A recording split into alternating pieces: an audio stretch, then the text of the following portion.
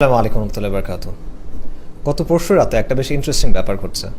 আপনারা জানেন, জুলাইয়ের 14 তারিখ রাতে একটা সংবাদ সম্মেলন হয় এবং সেখানে শেখ হাসিনাকে একটা প্রশ্ন করা হয়, যেটা জবাবে সে ছাত্রছাত্রীদেরকে রাজাকারের নাতি বলে।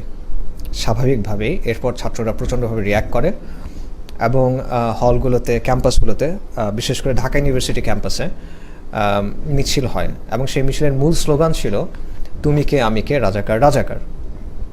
এই স্লোগান এবং মিছিলগুলোর ভিডিও ভাইরাল হয়ে যায় এবং রাতারাতি এটা একটা ন্যাশনাল ইস্যুতে পরিণত হয়। আর এরপর কি হয়েছে এটা আমরা মোটামুটি সবাই জানি। এই সিচুয়েশনটা ক্রমাগত এসকেলেট করতে থাকে। তো এই যে স্লোগানটা, এটা ছিল আসলে একটা টার্নিং পয়েন্ট এবং এটা ছিল এই আন্দোলনের সবচেয়ে জনপ্রিয় স্লোগান। এই আন্দোলনে আরও কিছু স্লোগান ছিল, যেমন একটা স্লোগান ছিল ভুয়া ভুয়া, এটা একটা স্লোগান ছিল। আরেকটা স্লোগান ছিল ছি ছি হাসিনা লজ্জায় বাঁচি না। But by far the most popular slogan was, তুমি কে আমি কে, রাজাকার রাজাকার। এখন গত পরশু অর্থাৎ 14 সেপ্টেম্বর ছিল এই ঘটনার 2 মাস পূর্তি। তো এই উপলক্ষে সম্ভবত সমন্বয়কদের অনেকে, সবাই না বাট সিগনিফিক্যান্ট কয়েকজন, তারা স্ট্যাটাস দেন এবং সেই স্ট্যাটাসে এই স্লোগানটা বদলা যায়। ইন্টারেস্টিংলি যেটা হয় যে তারা ওই দিনের স্লোগান হিসেবে বা ওই রাতের স্লোগান হিসেবে বা ওই রাতের আইকনিক স্লোগান হিসেবে এমন কিছু স্লোগান সামনে নিয়ে আসেন যেগুলো আসলে মানুষের কাছে খুব একটা পরিচিত না। এর মধ্যে একটা স্লোগান হলো, তুমি নও আমি নই, রাজাকার রাজাকার। আরেকটা লেখা হয়েছে, সেটা হলো, শেখ হাসিনা স্বৈরাচার, আমরা নই রাজাকার। এবং যেটা সবচেয়ে বেশি আসছে সেটা হলো, কে রাজাকার কে রাজাকার, তুই রাজাকার তুই রাজাকার। তো এই স্লোগানগুলোর ব্যাপারে ছাত্রনেতারা মিথ্যা বলতেছেন, এটা আমি মনে করি না। ওই রাতে এই স্লোগানগুলো দেওয়া হয়েছে, এটা হতেই পারে, আমি ধরে নিচ্ছি এগুলো দেওয়া হয়েছে। বাট নিঃসন্দেহে ওই রাতের এবং এই আন্দোলনের মূল স্লোগান ছিল, তুমি কে আমি কে, রাজাকার রাজাকার। প্রশ্ন হলো, এই ঐতিহাসিক স্লোগানকে তারা এড়ায় গেলেন কেন? It's quite strange.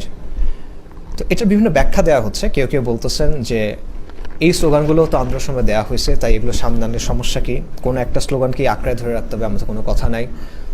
কেউ কেউ বলতেছেন যে যারা জাস্ট নিজেদের অভিজ্ঞতা শেয়ার করতেছেন, যে তারা নিজেরা কোন স্লোগান দিয়েছেন সেটা তারা শেয়ার করতেছেন। তো এই কথাগুলোর মধ্যে সমস্যা যেটা, সেটা হলো, সবই বুঝলাম, কিন্তু মূল স্লোগানটা এড়া যাওয়ার কারণটা কি, এটা একটা প্রশ্ন। দ্বিতীয় একটা প্রশ্ন হলো যে অপরিচিত যে স্লোগানগুলো, মানে তুলনামূলকভাবে অপরিচিত যে স্লোগানগুলো, এগুলোকে কেন মূল স্লোগান হিসেবে দেখানোর চেষ্টা করা হচ্ছে, এগুলোকে কেন আইকনিক স্লোগান হিসেবে দেখানোর চেষ্টা করা হচ্ছে, এটা হলো আরেকটা প্রশ্ন। তৃতীয় যে পয়েন্টটা, যেটা বেশ কনসার্নিং, সেটা হলো, তুই রাজাকার তুই রাজাকার, এটা একটা আওয়ামী স্লোগান এবং এটা একটা শাহবাগী স্লোগান। তাদের ভাষায় এটা একটা ফ্যাসিবাদী স্লোগান। তো এটাকে যদি 14 জুলাই রাতের মূল স্লোগান বলা হয়, তখন এটা বেশ অ্যালার্মিং একটা ব্যাপার। এখন একটা বিষয় হলো যে ওই সময়ে ছাত্র নেতাদের বা সমন্বয়কদের মধ্যে আমি রাজাকার বা তুমি কে আমি কে, রাজাকার রাজাকার, এই স্লোগান দিয়ে কিছু মিসগিভিংস থাকতেই পারে। তারা কেউ মনে করতে পারেন যে এটা পলিটিক্যালি কারেক্ট না, তারা কেউ মনে করতে পারেন যে এটা হয়তো বা ট্যাকটিক্যালি সাউন্ড না, যে এর ফলে হয়তো বিতর্ক তৈরি হবে। And probably I would have agreed with them. But at the end of the day, the fact of the matter is যে ঘটনা তো ঘটে গেছে এবং এটাই ছিল ওই দিনের স্লোগান। আলটিমেটলি এই স্লোগানটাই ছাত্ররা গ্রহণ করছে, এই স্লোগানটাই জনতা গ্রহণ করছে এবং এটাই আন্দোলনের মূল স্লোগান হয়ে দাঁড়াইছে। এটা বাস্তবতা। এই স্লোগান এখন ইতিহাসে ঢুকে গেছে, it's a part of history now. ব্যক্তিগতভাবে যদি বলি, I only started to pay attention after this slogan went viral. এই স্লোগান ভাইরাল হওয়ার পরে আমি আসলে এটা মনোযোগ দেওয়া শুরু করছি, কারণ এবং আমি মনে করি এটা আসলে আরও অনেকের জন্য, শুধু আমার জন্য না। কারণটা হলো, 14 তারিখের আগ পর্যন্ত এটা ছিল বেসিক্যালি ছাত্রছাত্রীদের একটা আন্দোলন, মূলত পাবলিক ইউনিভার্সিটির ছাত্রছাত্রীদের একটা আন্দোলন, যেখানে তাদের স্বার্থের প্রশ্ন জড়িত। খারাপ কোনো স্বার্থ না, বাট মূলত তাদের স্বার্থের একটা প্রশ্ন জড়িত ছিল। সো 14 তারিখ পর্যন্ত বা 15 তারিখের আগ পর্যন্ত মানুষ এটাকে সিম্পলি একটা দাবি আদায়ের আন্দোলন হিসেবে দেখছে। কিন্তু যখন এই স্লোগানটা আসলো শেখ হাসিনার বাংলাদেশে, ইট ওয়াজ এ ট্রুলি র্যাডিক্যাল স্লোগান। কারণ এই স্লোগানের মাধ্যমে একদিকে 71-এর যে আওয়ামী ন্যারেটিভ, সেটাকে চ্যালেঞ্জ করা হয়েছে, এটার মাধ্যমে আওয়ামী হেজেমনিকে চ্যালেঞ্জ করা হয়েছে এবং এটা ছিল সরাসরি শেখ হাসিনার বক্তব্যের রিয়াকশন। অর্থাৎ এটার মাধ্যমে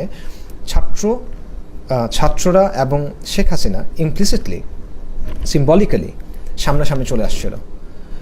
এবং এর আগে আমরা দেখছি যে 2018 সালেও কিন্তু কোটা আন্দোলন হয়েছে এবং সেই সময় শেখ মুজিবের ছবি বুকে ঝোলায় কিন্তু আন্দোলন করা হয়েছে।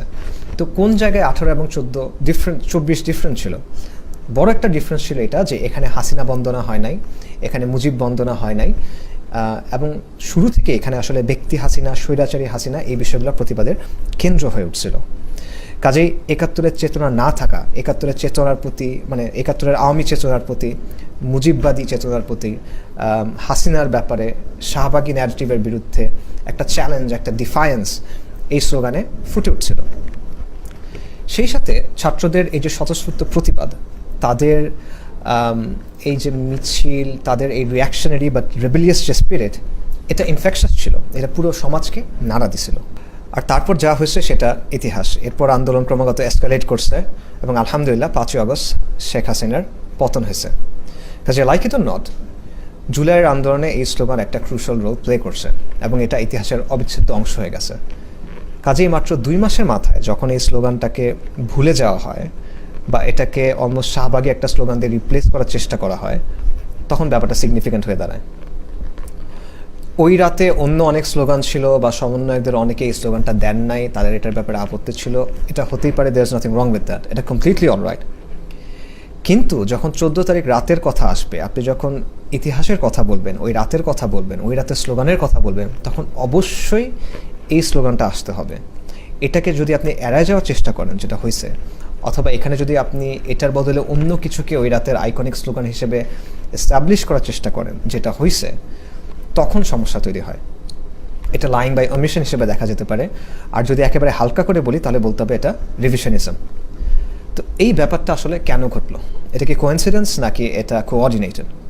আমি মনে করি ডেফিনেটলি এটা কোঅর্ডিনেটেড, চিন্তাভাবনা করে, প্ল্যান করে, সমন্বয় করে কয়েকজন এই জিনিসটা করছেন, পোস্ট করছেন। তো এটা কেন? ডেফিনেটলি এখানে এটা একটা পলিটিক্যাল অ্যাক্ট হিসেবে করা হয়েছে এবং এটার মাধ্যমে এক ধরনের মেসেজ দেওয়ার চেষ্টা করা হয়েছে, আমার ধারণা। ভুল হতে পারে অবশ্যই, বাট এটা আমার ধারণা আর কি। অর্থাৎ স্লোগান বদলা দেওয়ার এই ব্যাপারটার মধ্যে এক ধরনের রাজনীতি আছে। তো সেই রাজনীতিটা আসলে কি?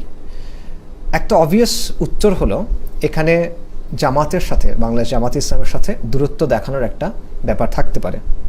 কারণ সমন্বয়কদের ব্যাপারে অনেকেই কিছু অভিযোগ করতেছে, অনেকে না, কিছু নির্দিষ্ট গোষ্ঠী কিছু অভিযোগ করতেছে যে তারা হলো ইসলামিস্ট বা তারা জামাতের লোক, শিবিরের লোক বা হিজবুত তাহরির এটসেট্রা এটসেট্রা।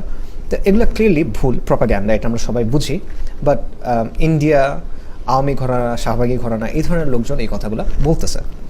তো সমন্বয়কটা হয়তো বা চাচ্ছেন যে তারা জামাতের সাথে যুক্ত না, জামাতের চিন্তা তারা ধারণ করেন না, এটার সাথে তাদের একটা দূরত্ব আছে, এই জিনিসটা হয়তো বা তারা দেখাতে চাচ্ছেন। এবং এই স্লোগান সংক্রান্ত এই পুরো ব্যাপারটা হয়তো বা এটার সাথে, এটার একটা চেষ্টা, যেহেতু জামাতের সাথে ঐতিহাসিকভাবে রাজাকার শব্দটা যুক্ত 71-এর কনটেক্সটে, তাই তারা এখানে একটা দূরত্ব দেখাতে চাচ্ছেন। এটা একটা সম্ভাব্য ব্যাখ্যা হতে পারে।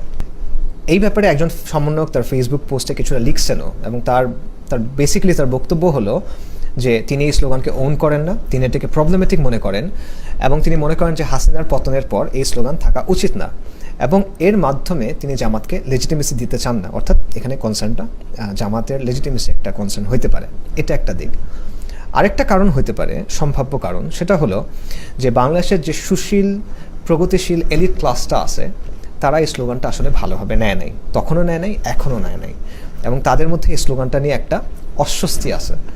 কাজেই এই স্লোগানের সাথে দূরত্ব তৈরি করে আপনি হয়তো বা তাদেরকে দেখাইতে পারেন যে দেখো, আমরা কিন্তু আসলে ইসলামিস্ট না, আমরা জামাত না, হিজবুত তাহরির এটসেট্রা কিছুই না, এইসব স্লোগানের সাথেও আমরা নাই, আমরা বেসিক্যালি মিলাদ, মাজার, কাওয়ালি এই টাইপের ইসলাম নিয়ে আসি, আমাদের নিয়ে তোমাদের এত কনসার্ন হবার কিছু নেই, আমরা নিরীহ সুফিবাদী ইসলামের মানুষজন, এই টাইপের হয়তো বা একটা আশ্বস্ত করার ব্যাপার এখানে থাকতে পারে। ইন এডিশন, সুশীল সমাজের মতো ভারতকে আশ্বস্ত করার একটা রাজনীতিও হয়তো বা এখানে থাকতে পারে। I am not sure, it might be possible. আচ্ছা, তৃতীয় একটা দিক হলো, এই স্লোগানের রাজনীতির মাধ্যমে আন্দোলনের স্পিরিট এবং ইতিহাসকে নিয়ন্ত্রণ করার একটা চেষ্টা থাকতে পারে। তারা মনে করতে পারেন যে যেহেতু বৈষম্য বিরোধী ছাত্র আন্দোলনের নেতৃত্বে তারা ছিলেন, তাই আন্দোলনের স্পিরিট কী ছিল, আন্দোলনের স্লোগান কী ছিল, সেটা এখন তারা বদলে দিতে পারবেন রেট্রোস্পেক্টিভলি। অর্থাৎ ভবিষ্যৎকে নিয়ন্ত্রণ করার জন্য তারা অতীতকে নিয়ন্ত্রণ করতে পারবেন। আমি নিশ্চিত জানি না, এটা একটা সম্ভাবনা হতে পারে, নাও হতে পারে।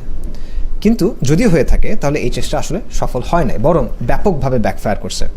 ঢাকা ইউনিভার্সিটি সহ বিভিন্ন জায়গায় এই স্লোগানের বিরুদ্ধে মিছিল হয়েছে, এবং অনেক ক্ষেত্রে এই মিছিলের নেতৃত্ব যারা দিছে তারা নিজেরা এই আন্দোলনের সহ সমন্বয়ক বা এই টাইপের লোক হিসেবে ছিলেন।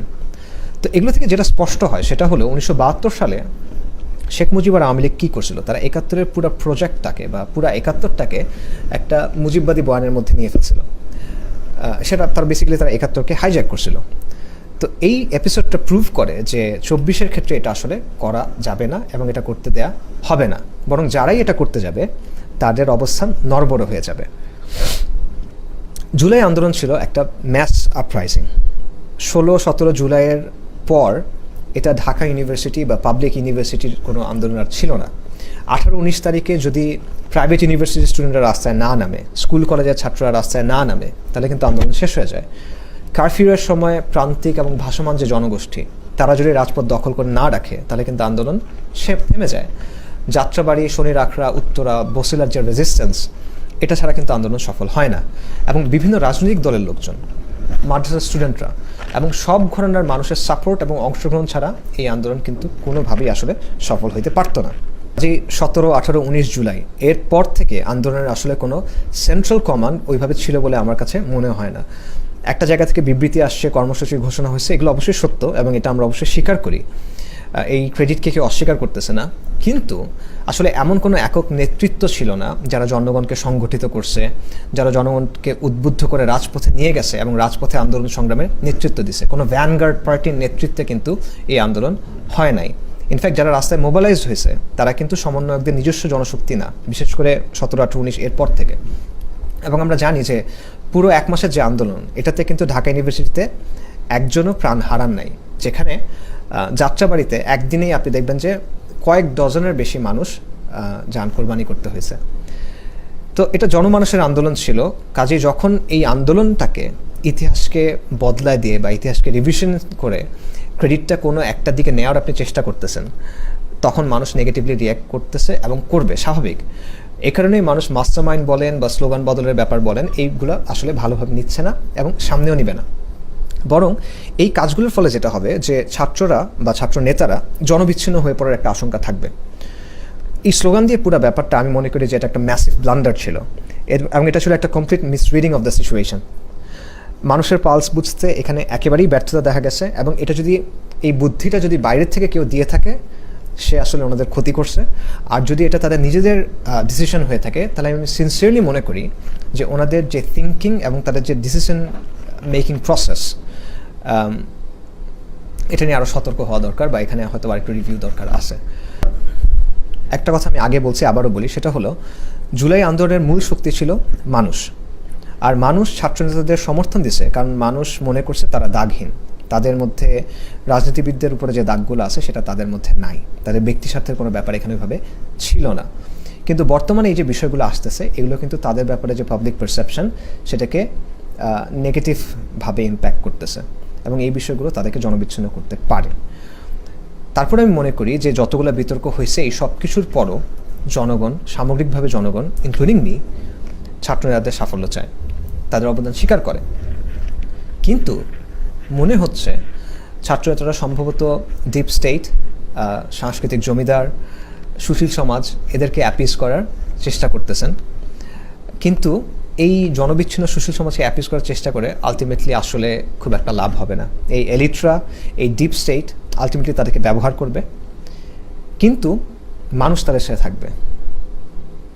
তাই তাদের উচিত গণমানুষের ভাষা বোঝা এবং মানুষের যে আকাঙ্ক্ষাগুলো আছে, মানুষের যে স্বার্থগুলো আছে, সেগুলোর প্রতিনিধিত্ব করা। জাস্ট রেটোরিক্যালি না, আসলেই মানুষের পালসটা বোঝা এবং মানুষের চাওয়াগুলো বোঝার চেষ্টা করা। কারণ এই মানুষরাই আন্দোলনকে সফল করছে এবং এই মানুষ থেকে বিচ্ছিন্ন হলে আলটিমেটলি তারা ক্ষতিগ্রস্ত হবেন। আর আমাদের মতো সাধারণ মানুষের জন্য আমি যেটা বলবো সেটা হলো যে আমরা আসলে দেশ হিসেবে, সমাজ হিসেবে এখনও বেশ নাজুক একটা পরিস্থিতির মধ্যে দিয়ে আছি এবং বর্তমান সিচুয়েশনে অ্যাট দ্য মোমেন্ট রাজনীতি বা রাষ্ট্র যেভাবে চলতেছে, এখানে ছাত্ররা এখনও আমাদের জন্য least bad option, I would say least bad party. তো তাদেরকে আউট অফ হ্যান্ড খারিজ করে দেওয়া, এটা আসলে ঠিক হবে না। তবে একই সাথে আমাদের ভিজিল্যান্ট থাকতে হবে, আমাদের সোচ্চার থাকতে হবে, বিশেষ করে এই ধরনের রিভিশনিজম বা এই ধরনের চেষ্টাগুলোর বিরুদ্ধে। ইতিহাসকে বদলানোর ব্যাপারে বা আন্দোলনের ন্যারেটিভ বদলানোর যদি কোনো চেষ্টা হয়, এই ব্যাপারে আমাদের সতর্ক থাকতে হবে এবং সোচ্চার থাকতে হবে।